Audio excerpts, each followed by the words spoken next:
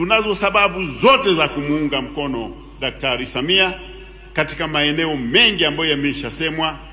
Afya amefanya vizuri sana, amefanya vizuri sana katika elimu, amefanya vizuri sana katika utalii, amefanya vizuri sana katika kilimo ambacho kinaifanya Tanzania kuwa na chakula cha kutosha na ziada ya kuuza nchi za nje kwa kutoa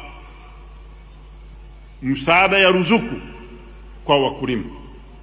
Hayo ndiyo mambo ya kujivunia, lakini bila kusahau raha iliyoelezwa ya vilabu vya mpira ambavyo vile vinawafurahisha wa Tanzania, vikiwemo kilabu cha waziri mkuu, cha Simba na cha wananchi.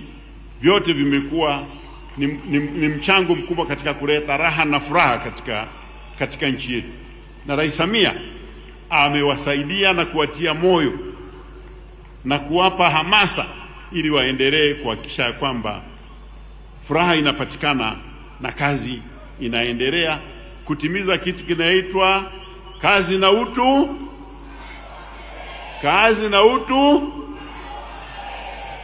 Sasa hayo mambo ndiyo yamefanya Chama cha Mapinduzi kimlete Samia kwenu.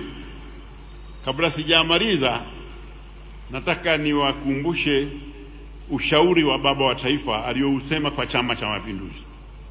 Alisema, na namnukuru, mkitaka kuchagua mgombea, sikilizeni wananchi wanasemaje.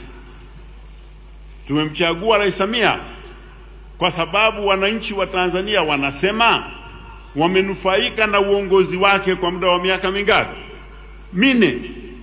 Hiyo ndio sauti ya watu, na uwingi wa watu wanaokuja kwenye mikutano pamoja na nyinyi mlioko hapa ni ushahidi ya kwamba Mama Samia rais wetu anakubaliwa na wananchi, na sisi chaguo letu sisi mlikuwa chaguo sahihi.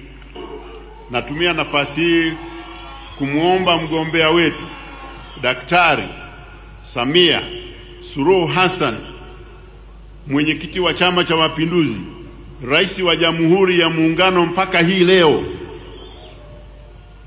na mgombea ambaye kwa dalili zote zinaonyesha anaweza kupata leseni ya kuendelea kuongoza.